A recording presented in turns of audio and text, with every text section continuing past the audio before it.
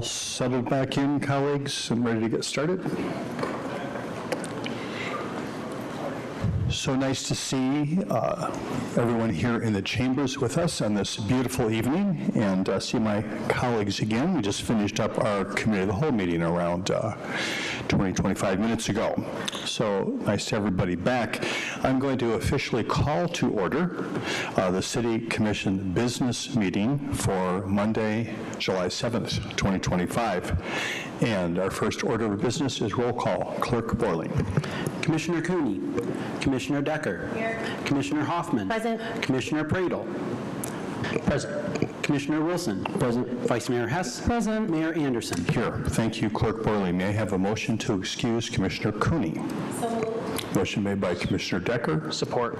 Supported by Commissioner Pradel. All in favor, please say aye. Aye. Opposed, nay. Thank you. Motion passes.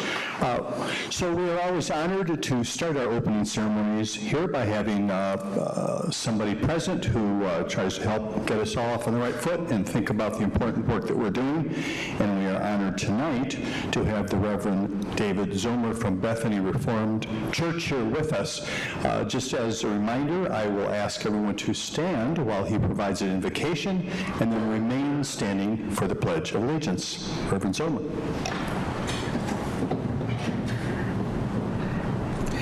Let's bow our heads. We come before you, great Lord, to acknowledge that there is a power higher than each one of us.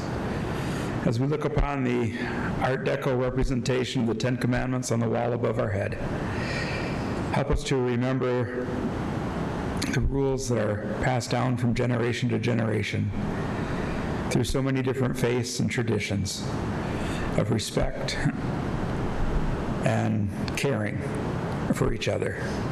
I ask for blessing upon each one of these commissioners, for their time, for their emotions, for their love of this city.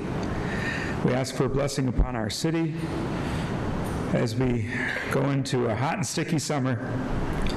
May you protect each one of us and its dear citizens in peaceful love. Amen. Allegiance to the flag of the United States of America and to the republic for which it stands, one nation, under God, indivisible, with liberty and justice for all.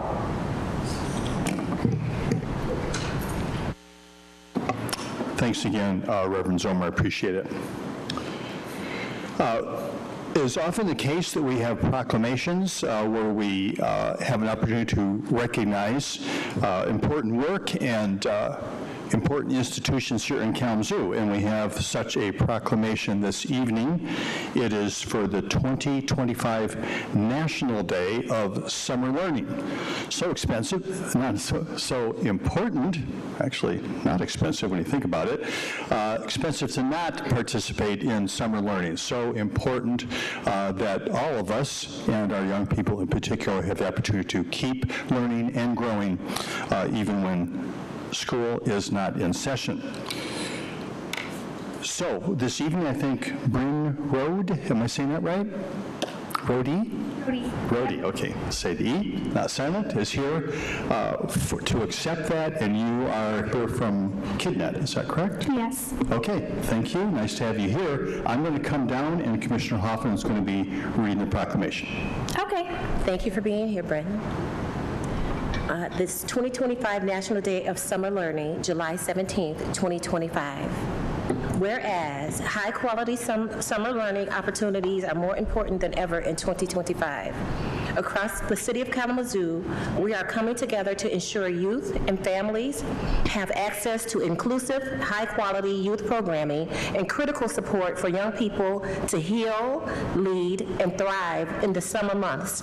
And whereas the National Day of Summer Learning recognizes the vital role of inclusive, high-quality summer programs in supporting young people to thrive, and whereas high-quality summer learning opportunities allow you to build lifelong social, emotional learning skills and return to school ready to learn in the fall. And whereas youth leadership and employment programs provide young people with real-world skills, mentorship, and meaningful opportunities to shape their futures and contribute to their communities. And whereas community partners, including schools, nonprofits, libraries, businesses, and youth themselves, are innovating to ensure all young people can access enriching, affirming, and culturally responsive summer experiences.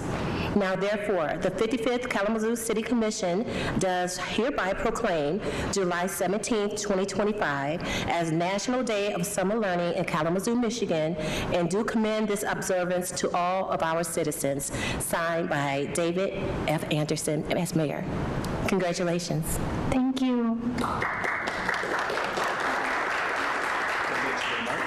Yep. Thank you so much, Commissioner Hoffman. If you haven't heard of Kalamazoo Youth Development Network or KID Network, we're an intermediary for the out-of-school time sector here in Kalamazoo and Calhoun counties.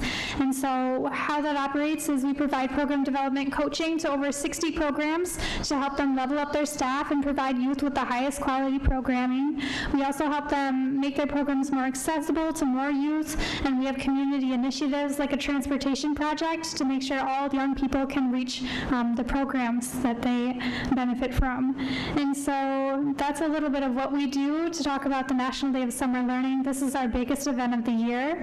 We expect about 500 young people in Bronson Park next Thursday, July 17th, and it's a community event, so we hope all of you can attend. We will have youth performers from Unique Unity Dance Team, El Concilio, Move with Joy, and more. There will be a DJ, free food, and over 50 community vendors. So it'll be a really fun, big event, and we hope you all can make it. And the purpose of this event truly is to advocate for how critical these programs are and to maintain funding and support for our young people to thrive.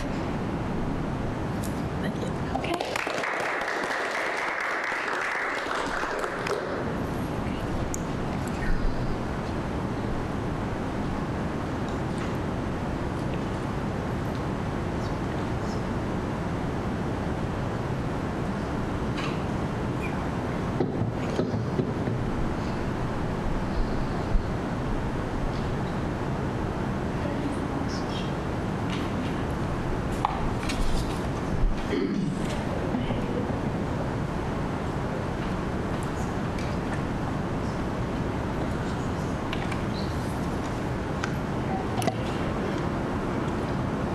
Next on our agenda is the adoption of the formal agenda. Commissioners, are there any items on the consent agenda, G, that would you like to have moved to the regular agenda, H? All right, seeing none, the agenda stands as is. Now is the opportunity for communications. COO Lamb. Thank you, Mayor. A couple things for this evening. I want to let you know the Fraze Park Summer Cinema movie had to be rescheduled because of weather. It's going to be this Friday, July 11th. It's going to be a free showing of Moana 2, and this is a real family-friendly event. Kicks off at 6 p.m. There's music, there's face painting, there's games, free concessions. Get there early while they last, and certainly a good opportunity to be out enjoying the summer weather. More information about the Summer Cinema series is available on our website, including an opportunity to vote for the movies that are being shown. I also wanted to start with the work on the Arcadia Creek project started today. This is the opportunity to rebuild and expand the capacity of the creek. What that means, we get utility upgrades, we get floodplain modifications. It also means impacts to all of us trying to travel about the city.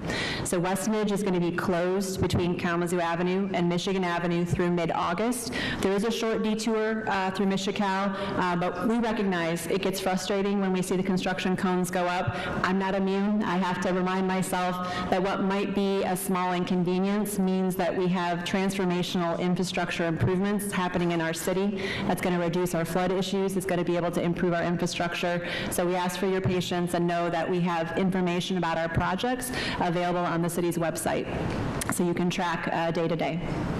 Lastly, I have the privilege of introducing our new Deputy City Manager. I'd like David Marquardt to come up to introduce himself.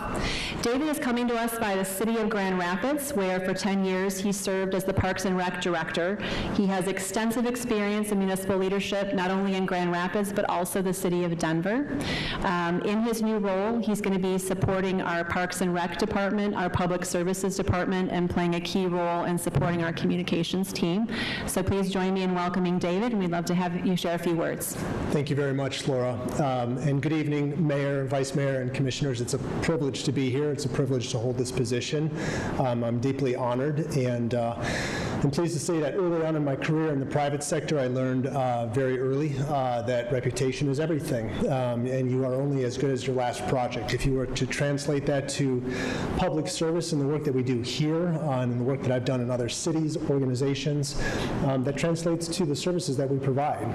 We are really only as good as the last service that we provide, how pleased the residents are they are with our service, in addition to how welcoming we are to visitors, tourists, and newcomers to our cities as well. And I'm very pleased to say that all of those things that I've heard about Kalamazoo before arriving here today, before arriving for my interviews, has been very positive. About all of you, about the work that's done here, the residents that are here in this city as well, and I'm just absolutely pleased to be a part of this organization and the leadership team here in the city of Kalamazoo. So thank you. Thank you. Thank you, and welcome. Thank you. That's all for me. Thank you. Thank you so much. I appreciate that. Now is an opportunity on the agenda for public comments on any item that is important to you. Just been asked to say a little bit more about public comments because this is not a time when we engage in dialogue, but it is an opportunity for you to express something here in a public business meeting to the Kalamazoo City Commission. The limit is 4 minutes. That's the time that you have here for public comment. A reminder, though, for those who might see people and comment in public, say whatever happens after that. Well, a couple things. If you would like to be contacted relative to your concerns, make sure you do sign in on our sign-in sheet over here, just the other side of our clerk, with a way to contact you, email, that sort of thing. And oftentimes, if there is an item that is specific to a concern relative to one of our departments, there are staff people here from the City of Kalamazoo that sit in the back that sometimes can engage with you about that specific concern. So your comments are obviously recorded. They're part of our agenda, and there are certainly opportunities for follow-up if you so desire. Is there anyone who wants to make a public comment this evening?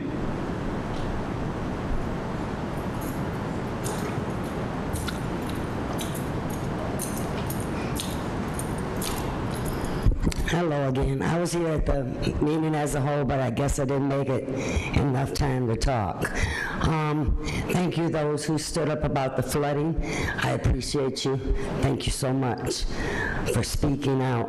I'm worried about I like the house idea, but I'm worried about if you build it up higher and you put that kind of cement, that kind of pavement that you put down at KVCC growing field, the water's going to go to the lowest point, which is going to be more water on us. I have no problem with you building, but do something about the flooding. I see all this money, $400,000 for the Arcadia Creek Festival site. That amount of money could fix the flooding. For once and all, it could fix the problem, and you wouldn't have a problem, and we wouldn't have a problem. But the more green spaces you take away and the more you build in my neighborhood, the more flooding you cause for us. I'm sorry I keep coming with the same old sob story, but it's no fun if it's going to rain, worrying if you're going to be able to get out your house. What if you have an emergency? You can't get out. You're trapped. You have to wade through way over knee-deep water just to get out of the neighborhood. It's not even flooded in front of my house because of that little natural green space, the one that we need to save, the one that helps us with flooding. And another thing, man, what happened this weekend? I thought crime was down in Kalamazoo. We had 8 shootings in 1 day and a half. 8. One person died. What are we going to do about all this crime? It's ridiculous. You're not safe to go anywhere, and you want to open up all these events and all these things, and you know there's a problem with crime in Kalamazoo. It's getting worse and worse and worse. I'm from here. Kalamazoo used to be a safe place to live. You could go out and walk whenever you wanted to. You can't no more. It's not safe for anybody, especially children. Children are out there getting in trouble right and left. I work in an apartment complex when one of your commissioners came and did a great big huge bounce house, did a water slide, had some music playing, was cooking out for them. The kids were so excited about it. So excited. But this was before the 8 shootings. And there's been a lot of shootings at this same place. I haven't been able sometimes to go feed the children there because there's been an active shooter on scene. And where I work at in the summertime, there's a lot of little kids running around without their parents. A lot of them. They come down, I feed them, they hang out with us, but they're mostly by themselves. So we need to do something about the crime. We need to do something about the flooding. Please. It's time for change, guys. And the more you build, like I said, the more you hurt us. Thank you. Thank you. Next, please.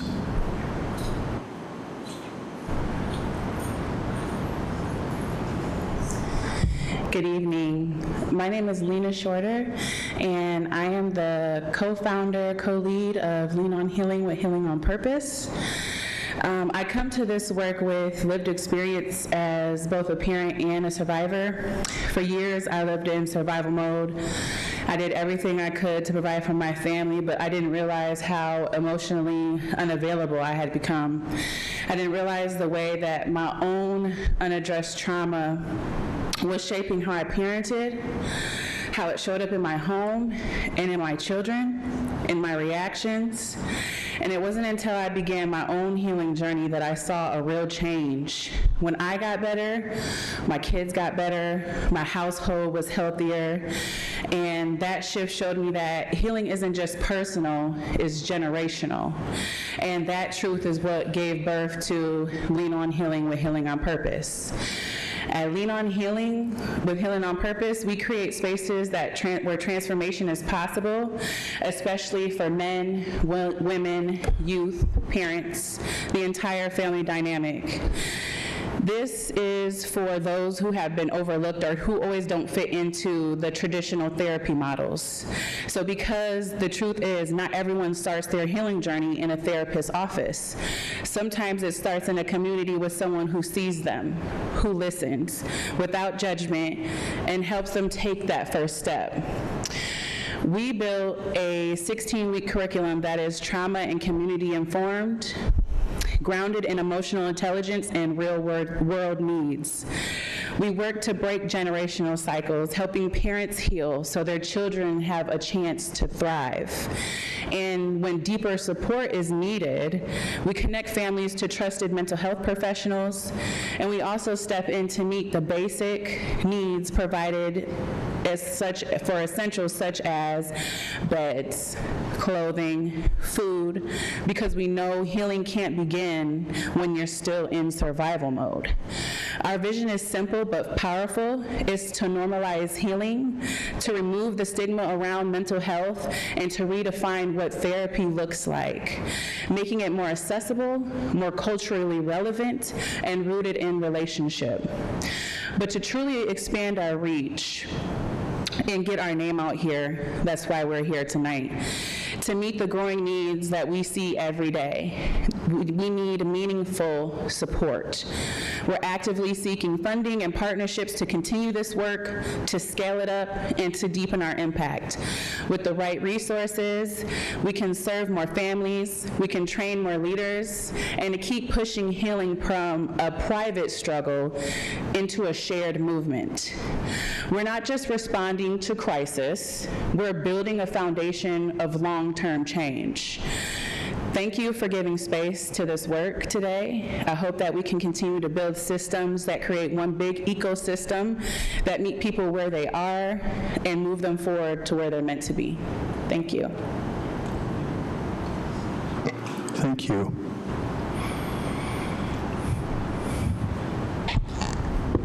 Good evening. My name is Elisa Watkins Moreau. Hello, I am the co-founder and co-lead of Lean on Healing with Healing on Purpose.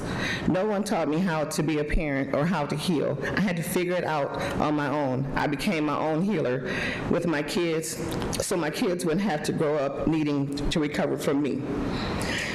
And with this work for me, as a young parent and a parent learning how to heal, too many families don't get to excuse me, I'm a little nervous. Too many families don't get the same chance to repair what they fought so hard to rebuild, and that's very unacceptable. This is why we're here to create spaces where healing is possible, even with families that systems have failed. We are not waiting on perfect conditions. We're meeting parents where they are. This program, with program curriculum and real-life support to speak to the whole entire family. If someone needs therapy, we connect them. If they need beds, basic stability, we find it. Because you can't process trauma when you're still trying to survive. We at Lean on Healing with Healing on Purpose believe that when a parent heals, the family heals, and every family deserves a chance. The history of the project is very unique. We have known each other for almost 20 years, very unknowingly sharing the same vision. Mutual friends and family brought us together, and during the conversation we realized our vision was one of the same.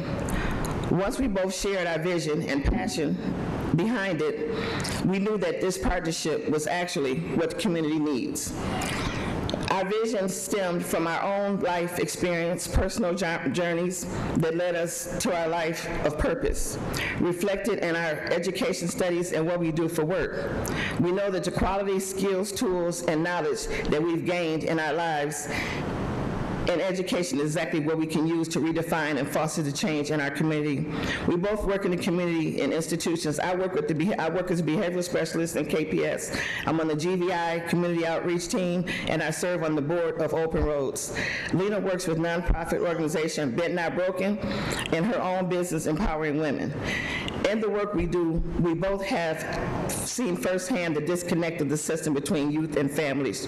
Traumatic experiences, community and violence has played a part in dysfunction of families, and in its all-time high in showing up at schools and in our community. We want better. We want our community. We as a community has to do better. We have the community promise, we have the Kalamazoo promise, but our community can't even promise that we can make it to the age to where we can use the promise or benefit from the promise. This is where Lean on Healing and Healing on Purpose comes in to bridge that gap and meet individuals and youth where they are. The overall structure of getting therapy calls for insurance, authorization, stigma, and bias, leaving individuals feeling discouraged, uninterested, and unapproached. Makes therapy a community resource, removing the tradition. Lean on Healing with Healing on Purpose wants to heal families and allow our community to see what it looks like, one family at a time. We are broken, dark. Let's turn the light on together and heal our community. Thank you. Thank you. Next, please. Hello, I'm Jody Dozeman. I still had the same interest. I'm just wondering about progress, and I don't know where to go with it. And I have transportation. These roads really need to be patched up. You have holes where motorcycles could trip over, and it should be done among the whole city in an organized situation. It's needed out there in the paint jobs, the hospital. You can't even see the lines where you're supposed to stop. And then they have those blinking lights, stop signs. They should have that for the bus lines, the blinking lights. That'd be nice. Somebody could turn it on, the bus would know to stop for them. I've seen the bus leave people in the dark for a long walk. I don't know, I should write up all this stuff, but I don't think my writing was the best. Last time I turned something in, I went to the library before I came here, and I guess I didn't look strong enough, and I just put things together, so had a couple mistakes in there. But what should I do about the roads? Who should I go to? I've called. I've tried, they want names. What should I do? Tape a chain around my motorcycle gas tank and write them down as I go? I think something should be organized. It's needed. You got some bad spots out there. Thank you. Thank you. Next, please. Good evening, Mayor, Vice Mayor, and City Commissioners. It's a pleasure to be here tonight and good to see all familiar faces. I'm Jonathan Yarbrough. I am the new director for the NACD in Kalamazoo, and I just wanted to simply come up here and introduce myself, just see, put a face to an eye, and just making sure that you guys know who I am personally. So I also want to share just an event that we're going to be having next week. I'm sure you guys are all familiar with a community information session with the Kalamazoo Event Center, and so that's going to be at the NACD next Tuesday, July 15th from 4:30 to 6 p.m. Again, next Tuesday, July 15th from 4:30 to 6 p.m. Pleasure to meet everybody. Thank you. Thank you, and welcome. Next, please. Good evening. My name is Maggie Adams, and I do reside in the city, and I'm a member of Isaac. And I definitely look forward to your comments later tonight, this evening. I really want to start it to say by thank you for the recommendations of Willow Sipling and Josh DeBoer to the Civil Rights Board, and I look forward to seeing this board being able to live into its mission. I'm also grateful for the selection of the research firm Raftellus as the city starts its next steps in the selection process of the next city manager. But I also hope you've had some time, like me, to sort of debrief the process that's been used so far. I mean, we're looking at that we want to select a city manager that can actively incorporate diversity, equity, and inclusivity into all aspects of their role as not only the city manager, but who they are even in their operations. So it would seem like it would start also with a process that you're using here as a city commission in selection. So a few things stood out to me so far. A lack of transparency. We never saw the rubric used, despite asking myself for a copy. So we really didn't have anything to measure up to how you selected your firms. We were never clear about the timeline until we listened to you guys talk at a meeting here about when we could then come give input on the City of the Whole meeting, and then even then that wasn't clear. So we're hoping that we're not an afterthought, that you really do want input from us in the community, and that you'll take some time to think about how you are going to collect that information from us. And then just the questions, like we're not even clear about the questions that you're asking the firms when they did their presentation. Sort of listening though, seems like there was a bit of a theme that you asked from them. And then you guys had 7 questions that you asked each firm. And then I think a few of you had your own questions that appeared to be, from the most part, based on that you needed clarity about something a firm said. And in my experience as an administrator, when you're interviewing candidates, asking the same questions ensures fairness and minimizes bias. But I did notice that one individual asked a question only to the 3rd firm, how long have you worked there? That question was not asked of any other firm, and to me that's problematic. It shows a bit of a bias, especially the 3rd firm, who you already know spoke to you about the inequity, about the time. So you put that on top of that, you know, it's problematic. So my question then, as you move forward collectively as a group in this process of interviewing your candidates, how are you going to ensure fairness and minimize the risk of subjective judgments and unconscious bias in your questionings? And then the last part is just the timeline. Again, can't something be posted on the city's website about the timeline where you're at with things? We know that Raftellus is going to be interviewing each of you and the different parts of the city. So we're just curious, like, can't that be put up maybe someplace, the process where you're at, so we can just look at that?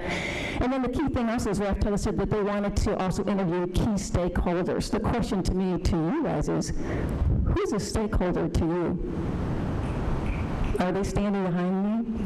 How do you get key input from different people in the stakeholders? I just want us to think about this ahead of time before it gets here. How do you collectively get input from the community, from the different parts of the city that I can guess you are probably sitting right behind me today? Is are just a few of my thoughts. I definitely look forward to working with the commission and helping find a new city manager. Thank you. Thank you. Next, please. Good evening to our mayor, our vice mayor, commissioners, city staff. My name is Charlotte Davis, and I do live in Kalamazoo and work with Isaac.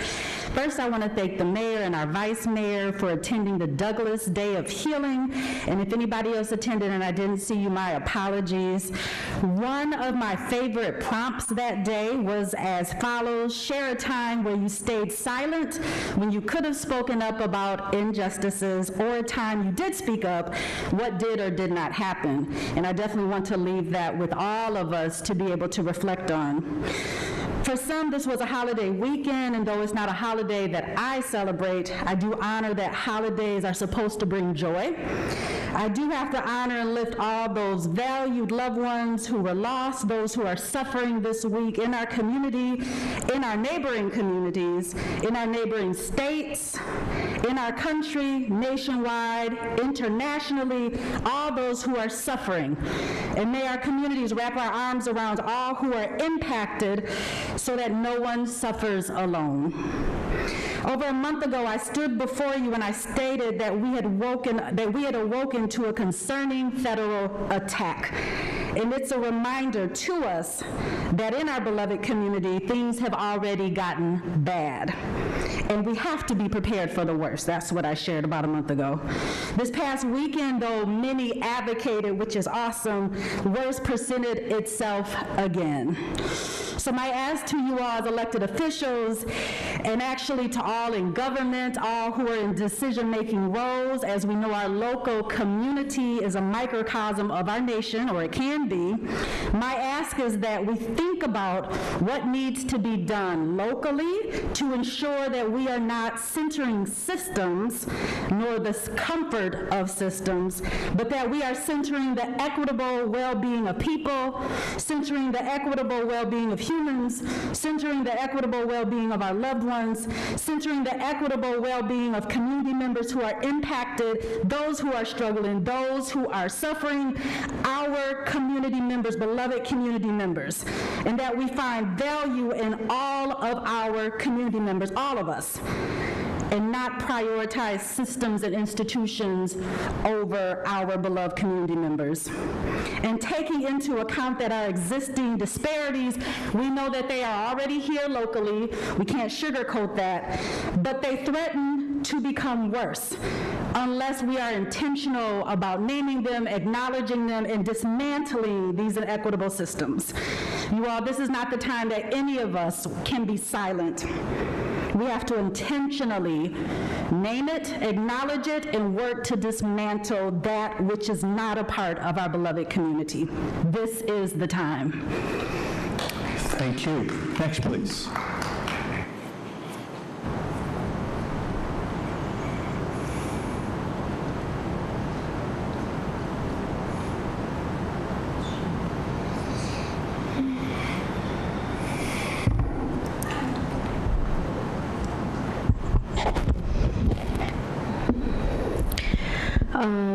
I'm Kay, and I want to start off by saying that I got a concern from a few citizens who had been told from the farmers market about 2 weeks ago or so. They said that the signage down there was not very clear, and that once they reached out to the city, that all they got was information from the towing company, because they didn't even have that. And so they ended up losing about $300. For those that could afford to take their car out, it was $300. If not, I hope that people had the funds. But just getting that link and not getting any assistance just speaks to the inactivity of this board. Like, you all have the power to like put some signage up, make it clear. Like, they were like really discouraged, like what's the point of going and then having to lose money? The signage is not right. It wasn't their responsibility. Like, they didn't know they could not park there, right? So it's like the city, just the inaction. So the shared prosperity board meeting minutes have not been posted in over a year. I feel like if we're talking about transparency, especially because it's part of the FFE, that those notes need to be there. Because what is it the Foundation for Excellence actually doing for Black, Brown, and Indigenous communities? The gun violence is up, housing is insecure, there's over 2,000 KPS students that are homeless, what is the Foundation for Excellence doing for Black and Brown Indigenous communities? Like, that's my question. Because then we hear about Arcadia. I was listening to the meeting earlier, and they were talking about the renovations for Arcadia. And I want to remind you that you used money for Black and Brown communities to jumpstart that project. Those $6 million belong to our communities, because those were the stipulations first. Before the parks, before all of those projects, it stated that you needed to use that money immediately, and you sat on it and then pretended like, oh, we just have to use it for something. So that shows the inaction. Like, every single step, everything you do just shows the inaction. You give us the bare minimum, but yeah, you can get an arena downtown, and you're gonna get a new Arcadia Park downtown, and it's gonna bring people to the city who can afford that. I want to know who can afford that. Okay, so there's no shared prosperity in the city, and it's just nationally, it's so draining. It's so draining to be on this side, to be treated as the opposition every time, and like all we're doing is fighting for our rights to exist. This city promised that they were a welcoming city, and we need y'all to stand with the people. We need to see your actions, every single one of you. Just because it's an election season doesn't mean that we're going to forget how you've been treating people who are trying to do the work in this community, and the funding that people get. It's not enough. It's not enough. I've heard that from a lot of people. You have dedicated people in these organizations that just do not get enough to do what they actually want to do. But that's where you want to keep people, right? Because the point is not about a systemic overhaul. The point is about the city looking good. Okay, just like when you passed that housing ordinance and it didn't mean anything. Okay, these things need to start meaning something, because we are going to be in crisis mode soon. People are losing their food stamps benefit. People are going to lose Medicaid. What is the city going to do for their community if you have a foundation that is supposed to share the prosperity with us too, and we're getting left behind? No matter what you do and what you say, in your actions we show it. You want to destroy green spaces for the bare minimum amount of housing. We keep saying, I sound like a broken record, right? Because the Alice statistics, they speak for themselves. So like, do something, because like, what do we have left? If we can't trust y'all, we can't trust the government right now. So like, we're at a loss. Thank you. Next, please.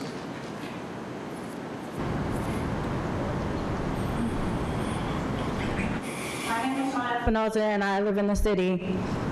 You guys seriously need to take this serious.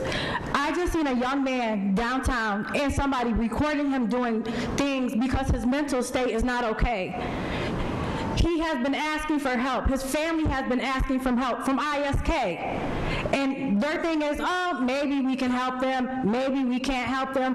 What is that? So y'all are waiting for a man that's in his late 20s to be killed or murdered or something because his mental health is not okay? It's not okay. So why do we even have ISK if it's not meeting the needs of our Black and Brown people, our Black and Brown community? What is it there? Is it a smoke screen just to say, hey, we have a mental health service that a mayor sits on the board and it doesn't do anything? But make sure that those that are white and empowered are taken care of. There are more people that live in the city that are beyond white and have money. There are many people in the city that are Black and Brown that care about this community, that sit on boards, that be out here and make sure those that look like us and others that don't look like us are okay and are getting the things that are needed. So why, as us as citizens, are doing the job that you were voted in to do because you don't care about anybody unless they're a white man that has money? This city is more about wealth. It's about people that live in this city, our youth, our education, our mental health, housing. Housing is too damn expensive. But you guys are keep building things that aren't necessary to beautify Kalamazoo. It might look beautiful on the outside, but it looks ugly on the inside because of certain people that sit on some of these boards, and many boards that Mayor Anderson sits on, and don't do anything unless it benefits him or people that look like him. Y'all as commissioners need to do better and start holding each other accountable. It's election year, and I promise y'all, I'm gonna be out here and making sure those that are not doing the work, that y'all are unseated by those that will do the work, because we do better. I have children, I have a grandchild, and they deserve better than what this board and what the people in this community need is people on these boards that give a damn. Not people that are holding these seats because they want a title. They want to look better. They want to say, hey, I sat on this board to reach for something higher. And you see what's going on in this nation. People that just want titles but don't want to do the work. I know for me, I love this community, and that's why I'm out here, no matter what time of day or night, making sure they have, even if it's the last dollar in my pocket. And that's what y'all should be doing. Y'all should be out here with us, but not just sitting in these seats. Just like I gotta go to court tomorrow. Why? Because I was taking an unhoused person to the hospital that was injured and got pulled over because I briefly stopped at a stop sign because this man needed to go to the hospital. And so now I'm gonna get a ticket because an unhoused person needed to go to the hospital. That's bullshit. And that's what y'all do. You don't give a damn about anybody that look like the white counterparts on this board. Do better. Thank you. Next, please.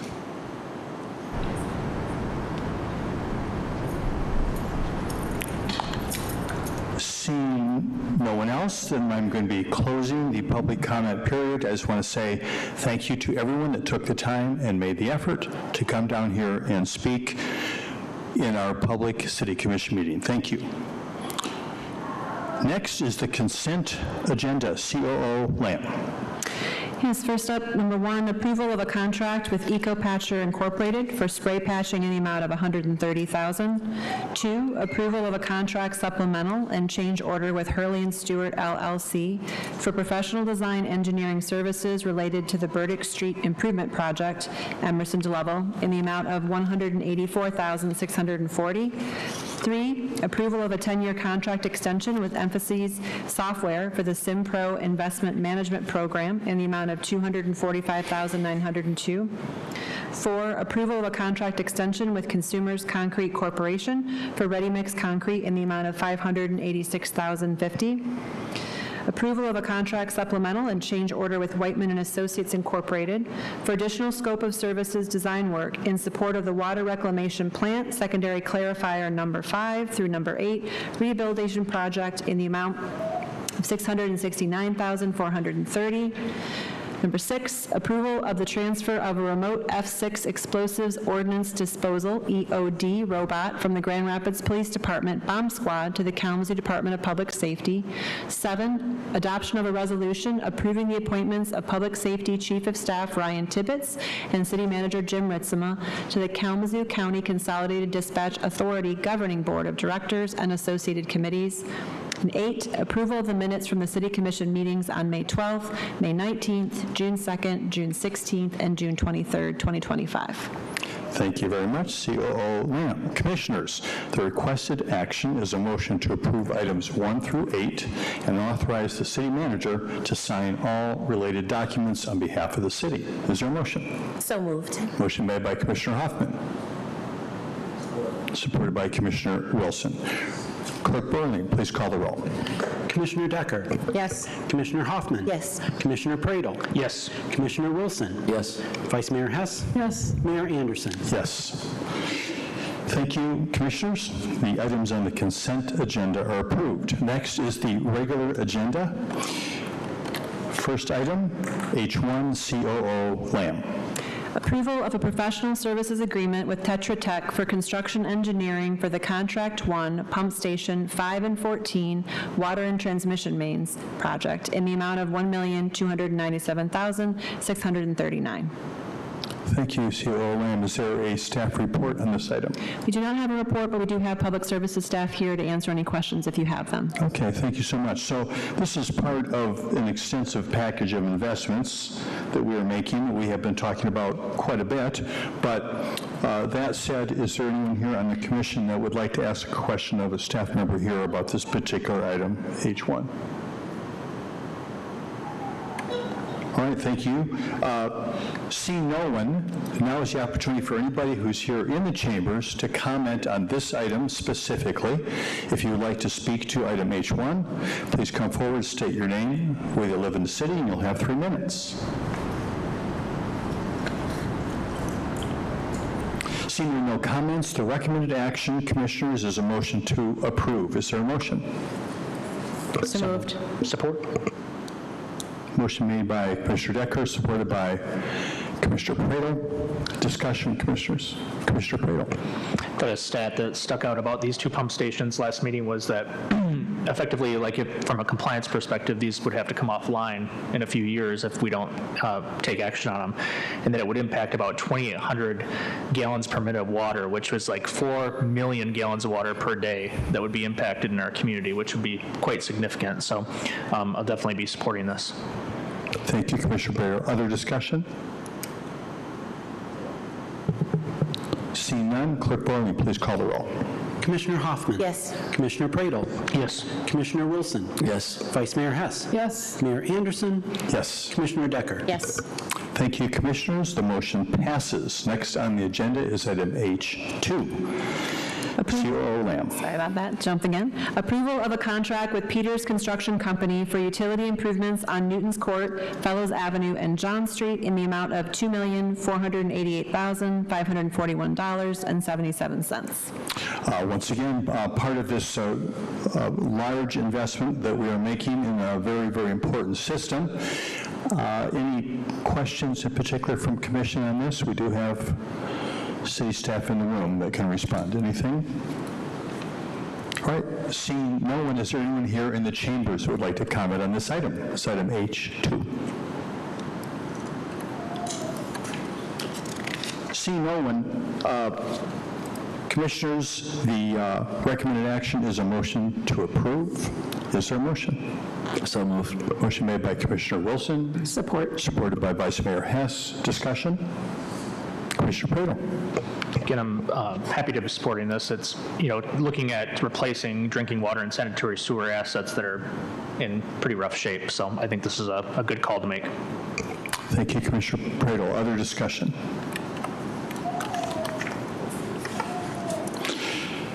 Seeing none, Clerk Borling, please call the roll. Commissioner Pradel? Yes. Commissioner Wilson? Yes. Vice Mayor Hess? Yes. Mayor Anderson? Yes. Commissioner Decker? Yes. Commissioner Hoffman? Yes. Thank you, commissioners. The motion passes. Next on the agenda is item H3, COO Lamb. Approval of a professional services agreement with Tetra Tech for construction engineering for the Contract 2 Pump Station 5 and 14 reconstruction project in the amount of $3,724,152. Thank you, COO Lamb. I presume same situation here. Staff's available. Any questions for staff from the commission? Seeing none, is there anyone here in the chambers who would like to comment on this item? It is item H3 on the regular agenda. Seeing no one, the recommended action, commissioners, is a motion to approve. Is there a motion? Motion made by Commissioner Decker. Support. Supported by Commissioner Pradel. Discussion? Sure. Vice Mayor.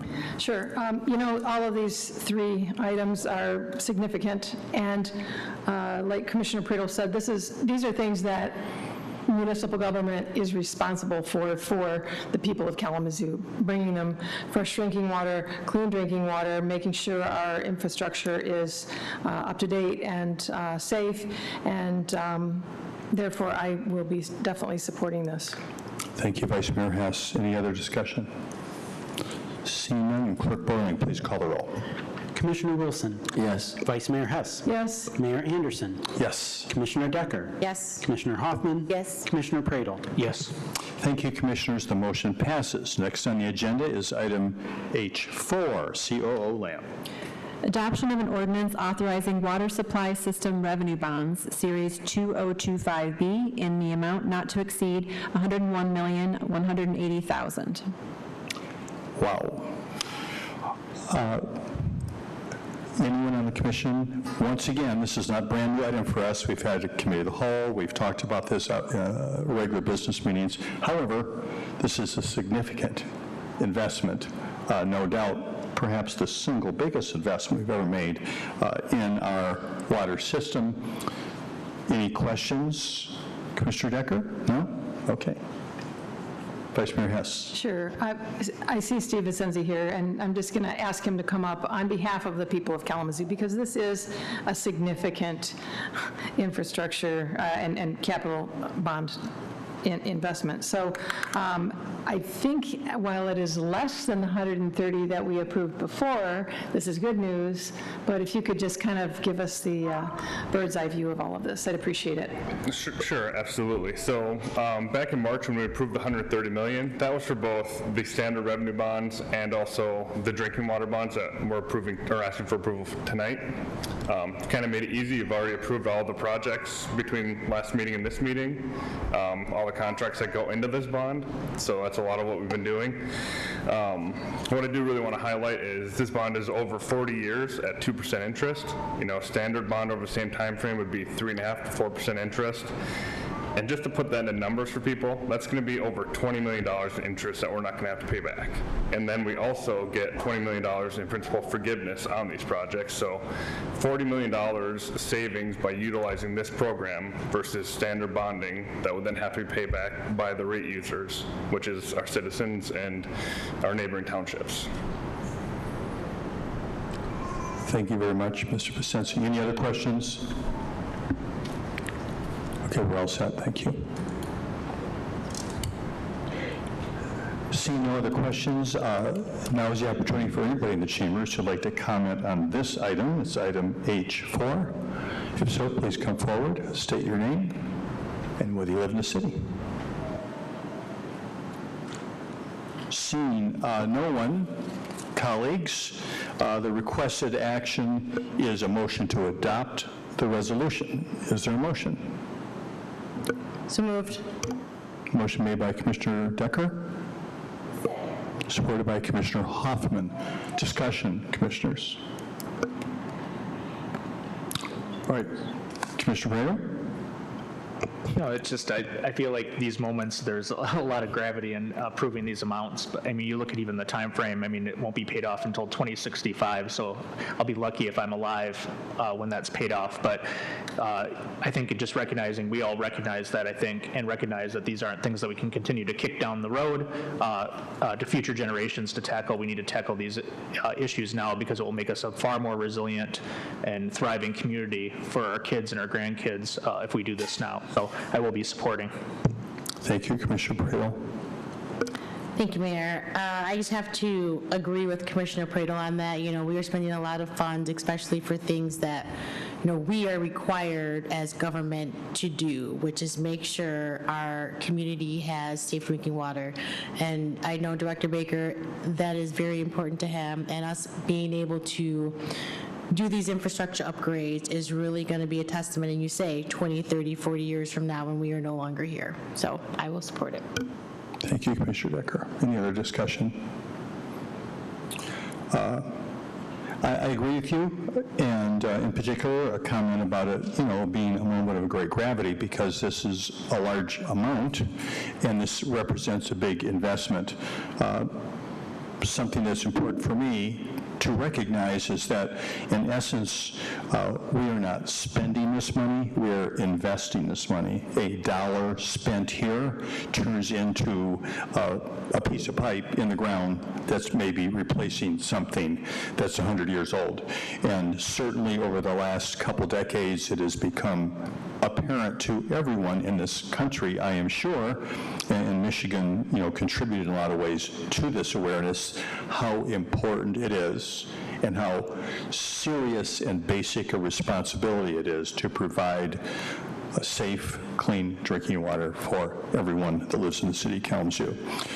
I've been in this commission for a while. I remember there were times when we probably spent only $1 million in investing in our infrastructure. And as anyone who owns anything, whether it's a car or a house, you know that if you don't upgrade and maintain, that ultimately, at the end of the day, you're going to be spending more, or you will have a piece of property that no longer functions. So this is the work we're doing. I really appreciate all the effort on the city side to achieve the opportunity for some forgiveness, the very low interest rate, the long amortization period, which ultimately is what makes this affordable for us. Clerk Borling, please call the roll. Vice Mayor Hess. Yes. Mayor Anderson. Yes. Commissioner Decker. Yes. Commissioner Hoffman. Yes. Commissioner Pradel. Yes. Commissioner Wilson. Yes. Thank you, Commissioners. The motion passes. Next is item H5. Got it. Adoption of a resolution to participate in negotiations to create the Kalamazoo County Event Center Assessment District Authority. We don't have a presentation, but both Attorney Leal and Jane Ghosh from Discover Kalamazoo are here to answer questions if you have them. Thank you so much, COO Lamb. Commissioners, questions for Jane Ghosh from Discover Kalamazoo on this particular item? Commissioner Pradel. Ms. Ghosh, appreciate you being here. Thank you. And being present for this. Yeah, thank you for being here. I was just hoping you could maybe just share with the public why this makes sense to have a mutual partnership in this effort between both the county and the city of Kalamazoo versus just, the county going it alone. Yes. So the way we're financing the facility is through the Event Center Financing Act, which was voted on by the hotels, and it passed with an overwhelming 82% of the vote. Therefore, the primary benefit of the facility needs to go to the hoteliers. They are ultimately the ones who are responsible for this 4% assessment.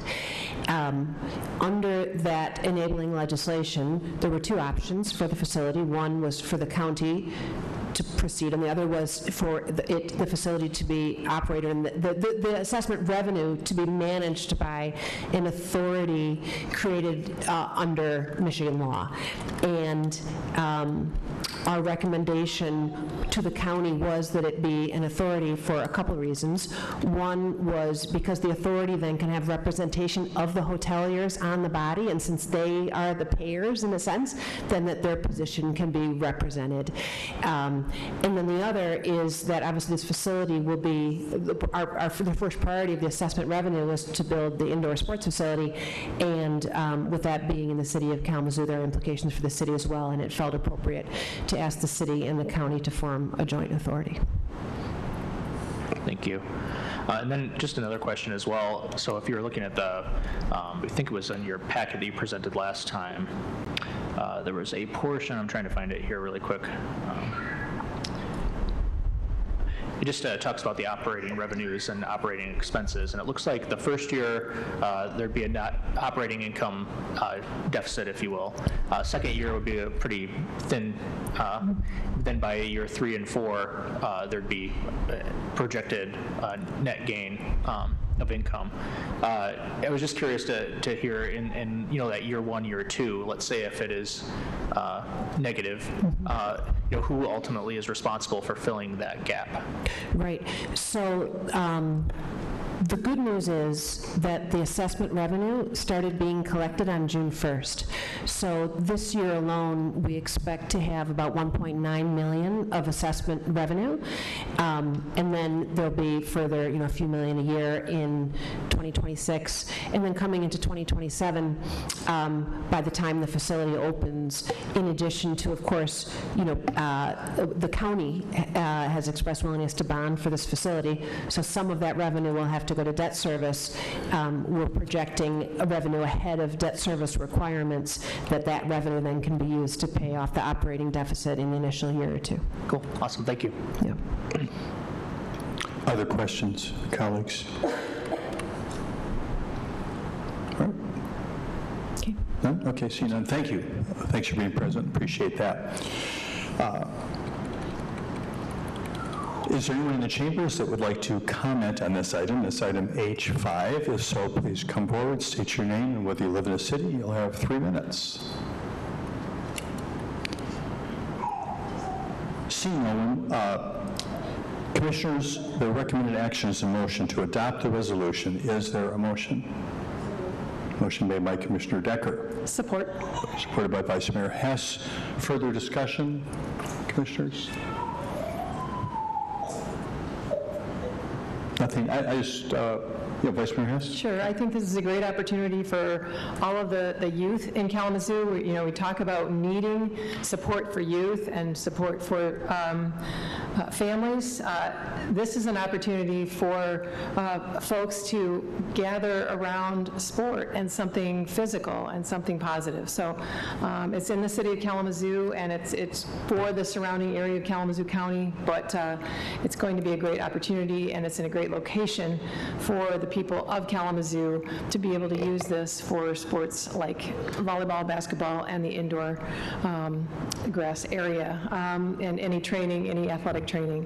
I continue to believe that sport is a great way of delivering education, of instilling values and morals and all kinds of lifelong lessons. So I definitely am happy that we're supporting this. Thank you, Vice Mayor Hess. Any other comments? I just wanted to follow up on this a bit. I'd really like to offer our thanks and gratitude to Discover Kalamazoo, oftentimes our partner in this work, an entity that represents the entire county of Kalamazoo, and create a model that now can seek to be self-supporting by working through this effort to have a millage be passed that actually is, generally speaking, not falling on those who live in Kalamazoo, but more on those who visit Kalamazoo. And I really appreciate that model. Sometimes these kinds of centers are created and the fallback is general fund, and that is not the situation here. So I appreciate all the effort on that. It's taken the work in terms of how will this be funded, the design work, all the effort to put all this together, which is no small effort at all. And I do agree with you, Vice Mayor Hess, is that it gives an amazing opportunity for groups here in Kalamazoo that are youth-supporting groups who want to take advantage of some fantastic new facilities that'll be available to do that in a large scale. So thank you for your efforts. Thank all your team, please, very much. Clerk Borland, please call the roll. Mayor Anderson. Yes. Commissioner Decker. Yes. Commissioner Hoffman. Yes. Commissioner Pradel. Yes. Commissioner Wilson. Yes. Vice Mayor Hess. Yes. Thank you, Commissioners. The motion passes. Next, reports and legislation. COO Lamb. Yes, thank you. I've asked Chief Boyson to come up and give us a couple of updates. Obviously, we had a very, very difficult weekend with a number of shootings. He's going to provide an update, not only what happened, but really what the department's response is doing and will continue to do to address the surge in violence. Thank you, Chief. Well, Chief Boyson, thank you for being here this evening. Thank you, Mayor and Vice Mayor and Commissioners and City leadership. Thanks for the opportunity to speak tonight. As CO Lamb said, the night of July 4th was a very difficult night for our community and for our officers that were working that night. While many people were out enjoying the 4th of July holiday with barbecues and spending time with their families and fireworks, we had some people who chose to pull out guns and commit violent acts and harm others. As we mentioned, we responded to 4 different shootings on the 4th of July. The first one was about 11:50 p.m. The last one was at 4 a.m. And there were a total of 8 shooting victims in those 4 incidents. One person was sadly killed, and another is currently in critical condition. The other 6, the injuries were relatively minor, which is, we're very fortunate that more people weren't seriously injured or killed, because in 3 of these 4 incidents, there were multiple shooters involved. This was not a shooting incident. These were shootouts, and we found lots of casings.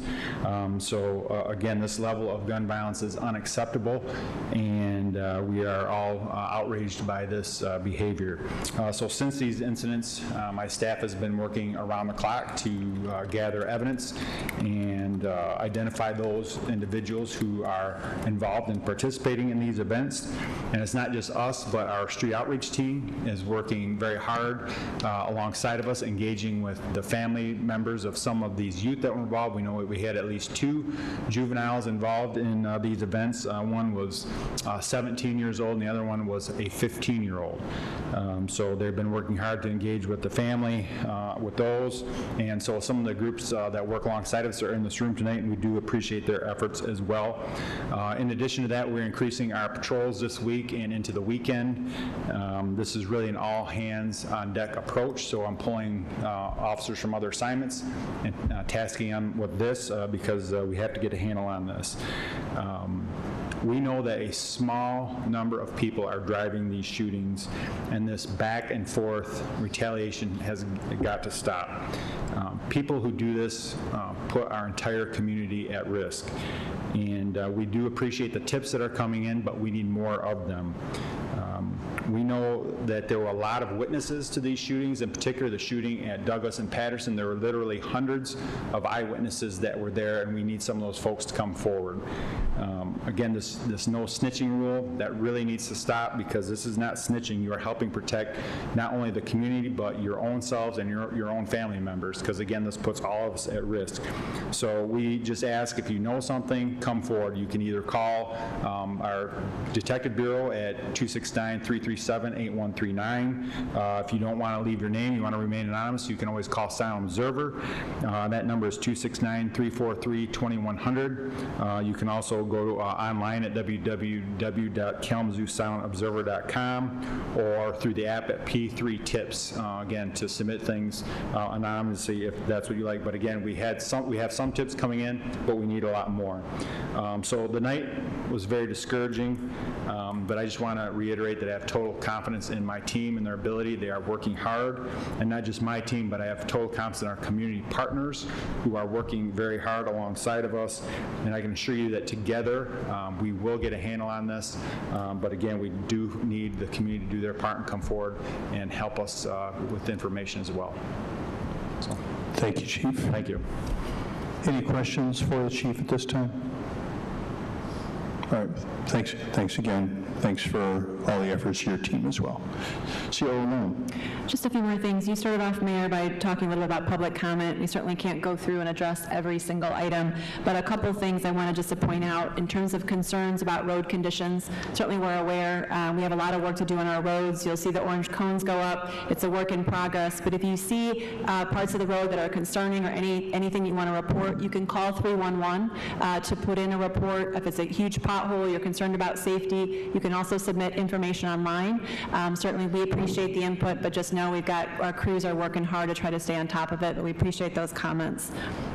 Also, there was a question raised about Foundation for Excellence and where funding goes. We have a very, very helpful tool on the city's website. If you search on Foundation for Excellence, there's an investment tool that tracks every single dollar that the Foundation for Excellence has invested in the city of Kalamazoo. You have the ability to break it down by neighborhood, break it down by activity, break it down by the tax savings, break it down by the budget stabilization, as well as aspirational projects. So certainly if you've got questions about how Foundation for Excellence dollars are impacting our community, I would urge you to start looking at that tool, and if you've got questions, certainly there's contact information for people to get more details on how FFE funds have been invested. Lastly, just comments and questions about information on the city manager search. I'll certainly pass along the comments I heard tonight asking for more information on process, for timeline, how can we get a landing page that has all the information accessible. Certainly we'll talk with him, and I know that he'll be working with the committee to get information up and ready and available for people when they need it. So thank you for that. Thank you, CEO Lamb. I just want to add a little something to your FFE remarks, is that the meetings of the Foundation for Excellence Board are public meetings, and those minutes are available. Is that same place on the city webpage that you could find the report? Yes, if you just search FFE, you'll have information for all of the documents, all of the minutes, the meetings, when they are, what transpires. There's a lot of good information on there, as well as staff contact information, who are really more than happy to answer any questions people have about it. Thanks again, I appreciate that. Now is the opportunity for commissioner comments. Commissioner Wilson. Thanks, Mayor. Soraya Robinson, age 47. Martavion Perry Bennett, 21. Jerome Harvey, 32. Xavier Harris, 21. Michael Richard Powers, 42. DeQuavion Brown, 29. Montine Wiley, 27. A 34-year-old man whose name has not yet been released, who was killed over the weekend. And then Chad Watkins, 35, a former classmate of mine and Kalamazoo resident who lost his life yesterday after an altercation in Battle Creek. Still processing his death, which is why I've been a little quiet today. But I'd like to send my prayers and condolences to the families of everyone I mentioned that has lost their lives to gun violence in our community this year. Too often we mention gun violence statistics and forget that there are real lives attached to these names and the trail of grieving families that follow. I had the chance to attend a very passionate forum discussion about gun violence, its impact, and potential solutions hosted by Straight Motivation. While the conversations were tough, the overall theme was that our community is tired of gun violence and eager to find a solution. But I was a bit saddened to learn that there still exists a mistrust of KDPS's ability to protect and serve. I want to reassure the community that we are working hard to keep the city safe and improve community trust, but we cannot do it without your help, as our chief just mentioned. If you see something, please say something. If you have an idea or concern, please reach out. For those who may be uncomfortable contacting KDPS, again, as Chief mentioned, there are several organizations that are willing to serve as intermediaries to assist you, some being GVI and the community advocates within the KDPS. Thank you.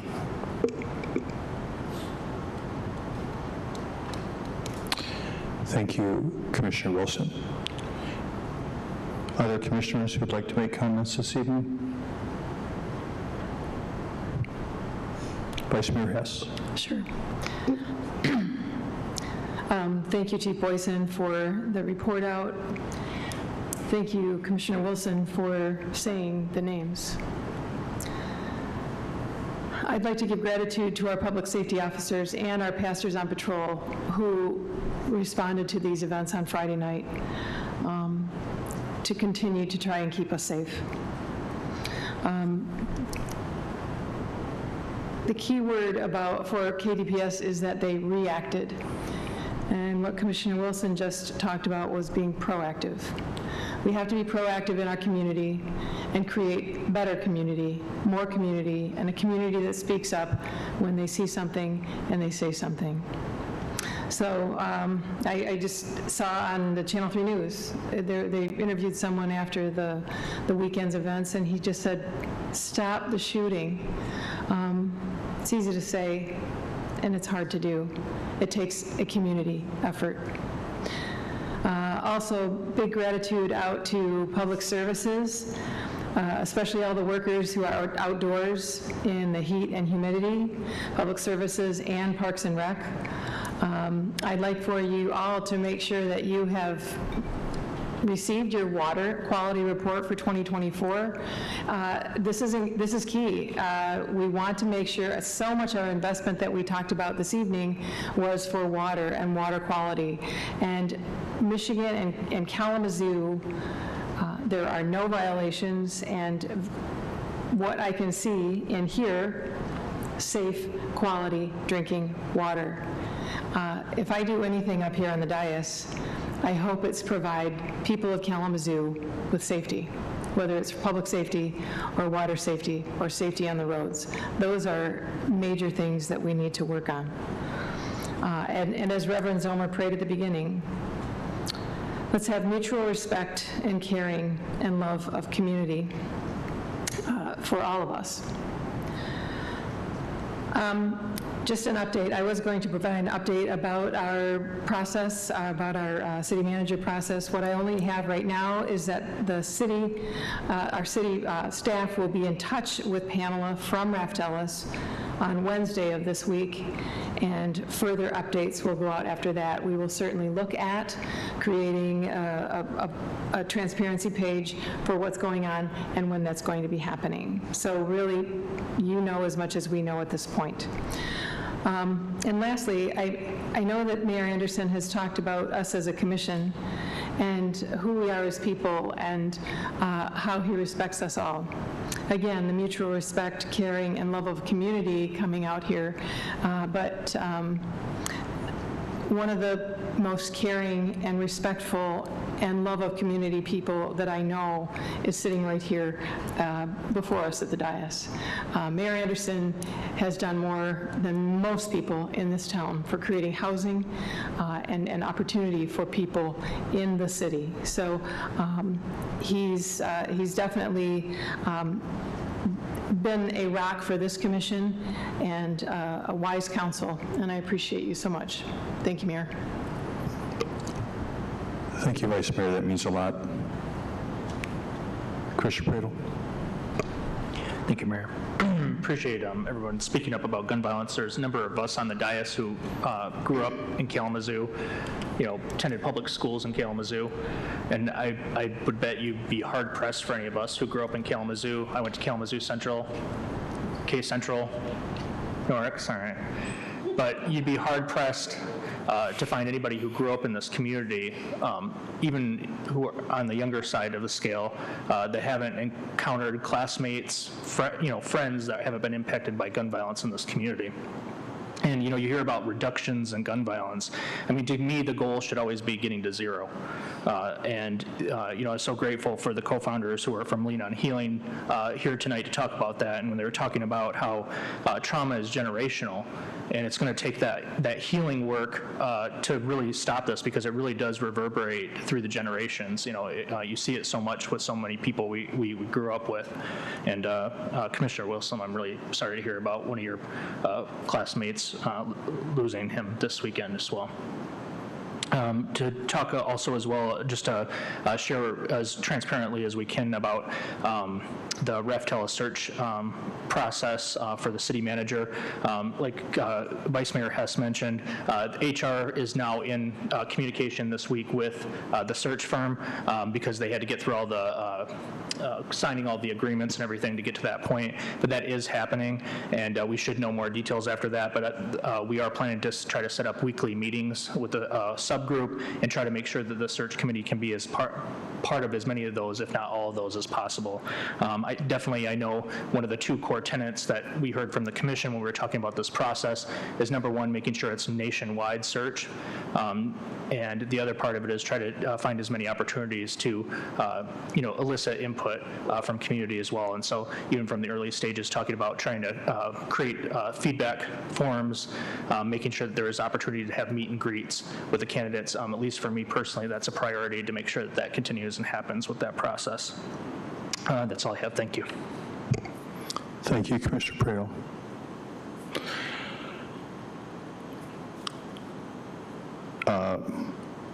I think you can almost always count on the fact from Commissioner Wilson, who often does not necessarily take advantage of commissioner comment time, to make, when he does, to make a very important statement. And I feel like because it was solely from the heart, it's like we opened this meeting with an invocation, and we're closing this meeting with an invocation. There's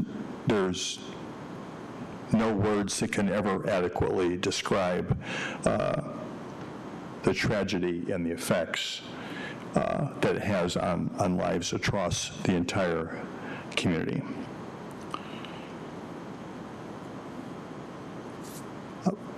On a somewhat different note, I just want to welcome Jonathan Yarbrough, who I've known for a long time, and starting, I think, at a place where I spend a lot of time, which is the YMCA, where you were employed for a while. And once you get to the age I am, everyone looks like a teenager. You still do to me, but I know you're not.